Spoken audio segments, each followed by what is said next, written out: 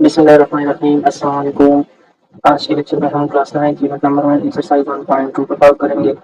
Exercise 1.2 में question number 1 की statement है right transpose of the following matrices, यानी कि हमने जो गिवन मैट्रिसेस हैं उनकी ट्रांसपोज मालूम करनी है। तो सबसे पहले तो ट्रांसपोज को डिफाइन करते हैं कि interchanging rows and columns of a matrix में the transpose of that matrix, यानी कि एक मैट्रिक्स के रोज को अगर हम कॉलम में तब्दील करें या फिर कॉलम्स को अगर रोज की शक्ल में लिख दें तो इससे हमारे पास मैट्रिक्स की ट्रांसपोज बनेगी। मिसाल के तौर पर हमारे पास एक मैट्रिक्स है ए, जिसके अंदर एलिमेंट्स लिखे हैं 1 2 3 एंड 4। अब मैंने इसका ट्रांसपोज लेना है तो हम लिखेंगे ए ट्रांसपोज। अब इस फर्स्ट रो को कॉलम में तब्दील करेंगे तो हमारे पास आएगा 1 2, और सेकंड रो को भी कॉलम में तब्दील करेंगे तो हमारे पास आएगा 3 4, जो कि हमारे पास एक का ट्रांसपोज है। अब अगर आप देखें हमने क्या किया है इसमें, हमने इसमें जो फर्स्ट रो था उसको कॉलम की शक्ल में लिखा है और जो सेकंड रो था उसको कॉलम की शक्ल में लिखा है, तो उससे हमारे पास ट्रांसपोज बन गया। तो ट्रांसपोज में हम लोग क्या करते हैं, ट्रांसपोज में हम रोज से कॉलम बनाते हैं या फिर कॉलम से रोज बनाते हैं। इस तरह अगर यहाँ पे देखें 1 2 रोज की शक्ल में लिखा है तो उससे मैंने यहाँ पे कॉलम बना दिया है, और इसी तरह 3 4 को भी कॉलम में लिख दिया है, जिससे हमारे पास गिवन मैट्रिक्स की ट्रांसपोज फाइंड हो जाएगी। अच्छा, तो हम बढ़ते हैं क्वेश्चन नंबर 1 की तरफ, जिसमें पी बराबर है 1 2 3 1। हमने इसका ट्रांसपोज फाइंड करना है, यानी कि हमें पी ट्रांसपोज फाइंड करना है। हम लिखेंगे पी इज इक्वल टू 1 2 3 1। अब बोथ साइड का ट्रांसपोज लेंगे, taking transpose on both side, यानी हमें क्या करना है, बोथ साइड का ट्रांसपोज लेना है। तो हमारे पास आएगा P transpose is equal to 1 2 3 1 whole transpose. अब इस साइड में तो हमें पी ट्रांसपोज फाइंड करना है, तो अपनी जगह पे आएगा। तो यहाँ पे क्या लिखेंगे, फर्स्ट रो से कॉलम बनाएंगे तो हमारे पास आएगा 1 2, सेकंड रो से कॉलम बनाएंगे तो हमारे पास आएगा 3 1, जो कि हमारा रिक्वायर्ड आंसर है, यानी पी ट्रांसपोज है। नेक्स्ट हम बढ़ेंगे अपने क्वेश्चन नंबर 2 की तरफ, जिसमें क्यू बराबर है, क्यू मैट्रिक्स बराबर है एल एम एन पी। हमें क्यू ट्रांसपोज फाइंड करना है। तो सबसे पहले इस क्वेश्चन को दोबारा लिखेंगे, Q is equal to L M N and P. Next हम बोथ साइड का ट्रांसपोज लेंगे तो हम लिखेंगे taking transpose on both side. तो क्यू ट्रांसपोज अपनी जगह पे हमारे पास आएगा L M N and P whole transpose. Q transpose अपनी जगह पे आ जाएगा is equal to, first row से कॉलम बनाएंगे तो हमारे पास आएगा एल एम, सेकंड रो से कॉलम बनाएंगे तो हमारे पास आएगा एम पी, जो कि हमारे पास रिक्वायर्ड आंसर है, यानी क्यू ट्रांसपोज हमारे पास फाइंड हो गया। नेक्स्ट हम क्वेश्चन नंबर बी की तरफ बढ़ते हैं, जिसमें एस बराबर है -5 1 1 -2 1 4 4। तो हमें एस ट्रांसपोज फाइंड करना है तो हम लिखेंगे एस ट्रांसपोज। एक दफा इस क्वेश्चन को दोबारा लिखेंगे तो X is equal to -5 -2 4 1 1 and 4। अब हम बोथ साइड का ट्रांसपोज लेंगे तो लिखेंगे taking transpose on both side. तो एस ट्रांसपोज बराबर हो जाएगा -5 -2 4 1 1 एंड 4।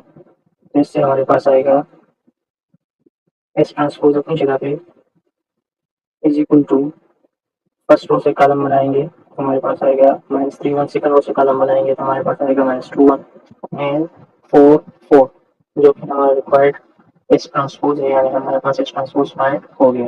तो सिंपली जब हम लोग ट्रांसपोज फाइंड करते हैं तो रोज से कॉलम बनाते हैं या फिर कॉलम से रोज बनाते हैं। इस क्वेश्चन के जो बाकी दो क्वेश्चन होते हैं, क्वेश्चन नंबर 4 एंड 5 को आप लोगों ने इसी तरीके से पढ़ करना है। नेक्स्ट हम आगे बढ़ते हैं क्वेश्चन नंबर 2 की, जिसकी स्टेटमेंट है which of the following transpose of each other, इनमें से कौन से एक दूसरे के ट्रांसपोज बनाते हैं। तो सबसे पहले जो क्वेश्चन है उसके एलिमेंट्स हमारे पास है A1 A2 B1 B2। B matrix में A1 B1 A2 B2। अब हम ए ट्रांसपोज लेंगे, ए ट्रांसपोज हमारे पास बराबर आता है A1 A2 B1 B2 whole transpose. अब हमें क्या करना है, इसका ट्रांसपोज लेना है तो हमारे पास आएगा, फर्स्ट रो से कॉलम बनाए तो हमारे पास आएगा A1 एंड A2, इसी तरह B1 एंड B2। अगर ए ट्रांसपोज और बी की तरफ देखें तो ये दोनों सेम ही है, यानी कि ए ट्रांसपोज से हमारे पास बी आ रहा है, तो इसका मतलब है कि ए बी का ट्रांसपोज है और बी ए का ट्रांसपोज है, यानी ये दोनों एक दूसरे के ट्रांसपोज बनाते हैं। तो हम लिखेंगे A and B are transpose of each other, यानी कि ए और बी एक दूसरे के ट्रांसपोज बनाते हैं। इसी तरह क्वेश्चन नंबर 3 और 4 को देखा तो सी के एलिमेंट है -3 1 -1 4 2 एंड 7। तो हम क्या करेंगे, इसी का ट्रांसपोज लेंगे तो हमारे पास आएगा -3 1 -1 4 2 7 4 ट्रांसपोज। अब हमें क्या करना है, फर्स्ट रो से कॉलम बनाना है, तो हम लिखेंगे -3 1 -1। इस तरह 4 2 7 से कॉलम बनाएंगे तो हमारे पास आएगा 4 2 7। अब इस सी ट्रांसपोज और डी को देखें तो ये दोनों एक ही मैट्रिक्स है, यानी सी ट्रांसपोज से हमारे पास डी मैट्रिक्स आ रहा है, तो इसका मतलब है कि सी और डी एक दूसरे का ट्रांसपोज है। तो हम लिखेंगे C and D are transpose of each other, यानी कि सी डी का ट्रांसपोज है और डी सी का ट्रांसपोज है। नेक्स्ट समझते हैं क्वेश्चन नंबर 3 की तरफ, जिसकी स्टेटमेंट है बेटा परफॉर्मिंग मैट्रिक्स आर सिमेट्रिक। तो सबसे पहले तो सिमेट्रिक मैट्रिक्स को समझने की कोशिश करते हैं कि सिमेट्रिक मैट्रिक्स क्या है। तो सिमेट्रिक मैट्रिक्स हमारे पास एक ऐसा मैट्रिक्स होता है जिसके अगर ट्रांसपोज ली जाए तो इससे वापस वही मैट्रिक्स आता है।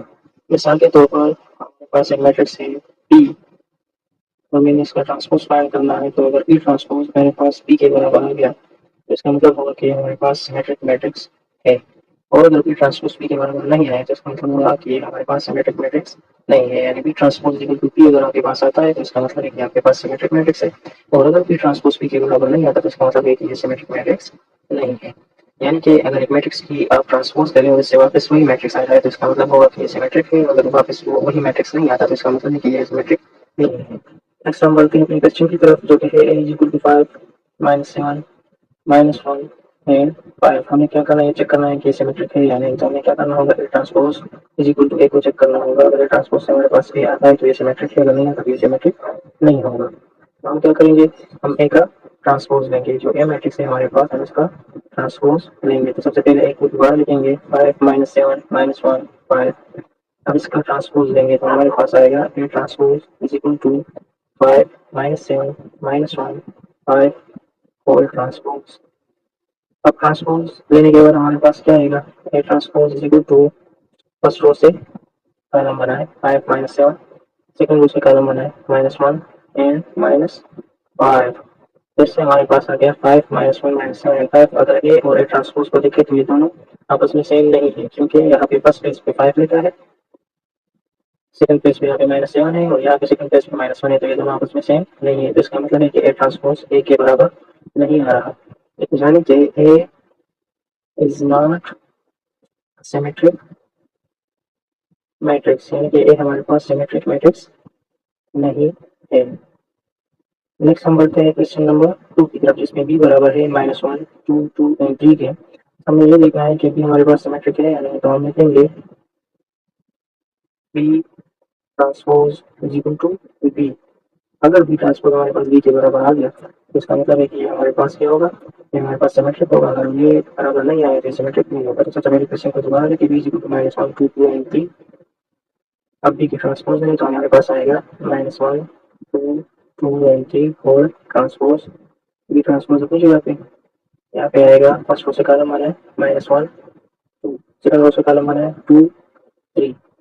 अब बी ट्रांसपोज और बी को देखें तो ये दोनों मैट्रिक्स एक दूसरे के बराबर है, यानी इसके सारे एलिमेंट्स आपस में क्या है, सेम है, -1 1 2 2 3 3। तो इसका मतलब है कि बी ट्रांसपोज बी के बराबर आ गया, यानी कि B transpose is equal to B, which means that B is a symmetric matrix, यानी कि बी हमारे पास सिमेट्रिक मैट्रिक्स है। अच्छा, इस क्वेश्चन के जो बाकी पार्ट्स रहते हैं, क्वेश्चन नंबर 3 और 4, वो आप लोगों को ट्राई करना है इसी तरीके से। क्वेश्चन नंबर 4 की तरफ आते हैं, जिसकी स्टेटमेंट है which of the following matrix are skew symmetric. तो इनमें से कौन से मैट्रिक्स हमारे पास स्क्यू सिमेट्रिक है। तो सबसे पहले तो स्क्यू सिमेट्रिक को एक्सप्लेन करते हैं कि स्क्यू सिमेट्रिक हमारे पास क्या है। मिसाल के तौर पर हमारे पास एक मैट्रिक्स है पी, हमें इसका ट्रांसपोज फाइंड करना है। तो अगर पी ट्रांसपोज हमारे पास माइनस पी के बराबर आ गया तो इसका मतलब होगा कि हमारे पास स्क्यू सिमेट्रिक होगा। और अगर पी ट्रांसपोज माइनस पी के बराबर नहीं आया तो हमारे पास स्क्यू सिमेट्रिक नहीं होगा, यानी कि पी ट्रांसपोज से हमारे पास माइनस पी आना चाहिए, तभी हमारे पास स्क्यू सिमेट्रिक होगा, अदरवाइज ये सिमेट्रिक स्क्यू सिमेट्रिक नहीं होगा। अब बढ़ते हैं क्वेश्चन नंबर 1 की तरफ। A is equal to 0 4 -4 and 0। हमें क्या करना है, A transpose is equal to minus A find करना है, क्योंकि हमें इसकी सिमेट्रिक फाइंड करना है। तो अगर ए ट्रांसपोज माइनस ए के बराबर आएगा तो ये हमारे पास सिमेट्रिक होगा, अगर बराबर नहीं आएगा तो ये हमारे पास सिमेट्रिक नहीं होगा। तो सबसे पहले ए को लिखेंगे, ए इज इक्वल टू 0 4 -4 0। अब बोथ साइड का ट्रांसपोज लेंगे तो हमारे पास आएगा A transpose is equal to 0 4 -4 0 transpose एक ट्रांसपोज अपनी जगह पे इज इक्वल टू, इस रो से कॉलम बनाए तो हमारे पास आएगा 0 4, सेकंड रो से कॉलम बनाए तो हमारे पास आएगा -4 0। अब इसमें से माइनस कॉमन करना याद रखना है, जब भी आप ट्रांसपोज ले लें और आप इसकी सिमेट्रिक फाइंड करना हो तो इसमें से सबसे पहले आपने माइनस कॉमन करना होगा।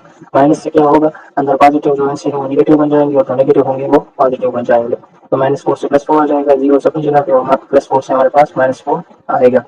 अगर हम इस मैट्रिक्स और ए को देखें तो ये दोनों मैट्रिक्स आपस में सेम है। फर्स्ट प्लेस पे 0 0, सेकंड प्लेस पे 4 4, थर्ड प्लेस पे -4 -4 और फोर्थ प्लेस पे 0 0। इसका मतलब ये दोनों मैट्रिक्स आपस में सेम है। तो A transpose is equal to minus अपनी जगह पे आएगा और ये मैट्रिक्स ए के बराबर आ गया, तो इसका मतलब ए ट्रांसपोज बराबर आ गया -a के, which means that A is a skew symmetric, यानी ए हमारे पास स्क्यू सिमेट्रिक मैट्रिक्स है क्योंकि ए ट्रांसपोज से हमारे पास -a आ गया। तो नेक्स्ट बढ़ते हैं क्वेश्चन नंबर 3 की तरफ, जिसमें सी बराबर है 0 7 7 0। अब हमें इसको सॉल्व करना है, यानी हमें सी ट्रांसपोज को -c के बराबर लाना है। अगर सी ट्रांसपोज -c के बराबर आ गया तो इसकी सिमेट्रिक होगा, अगर बराबर नहीं आया तो इसकी सिमेट्रिक नहीं होगा। सी बराबर है 0 7 7 0। अब इसका ट्रांसपोज लेंगे तो हमारे पास आएगा 0 7 7 0 और ट्रांसपोज, सी ट्रांसपोज अपनी जगह पे फर्स्ट रो से कॉलम बनाए तो हमारे पास आएगा 0 7, सेकंड रो से कॉलम बनाए तो हमारे पास आएगा 7 0। सी ट्रांसपोज अपनी जगह पे इसमें से माइनस कॉमन करें तो हमारे पास आएगा 0 -7 -7 0। अब अगर इन दोनों मैट्रिक्स को देखें तो ये आपस में सेम नहीं है, क्योंकि पहले मैट्रिक्स में 7 है +7 और दूसरे मैट्रिक्स में -7 है, यानी कि सी ट्रांसपोज -c के बराबर नहीं आया। तो इसका मतलब है कि ये हमारे पास स्क्यू सिमेट्रिक मैट्रिक्स नहीं है, यानी C is not a skew symmetric matrix.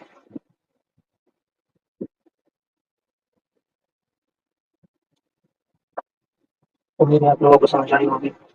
इस क्वेश्चन के जो बाकी पार्ट है वो आप लोगों ने इसी तरह से खुद करना है। अगर कहीं पर कोई मिस हो तो कमेंट में पूछ सकते हैं। दुआओं में याद रखिए, लाइक शेयर और सब्सक्राइब करना मत भूलिए। फिर मिलेंगे नए लेक्चर के साथ। अल्लाह हाफिज़।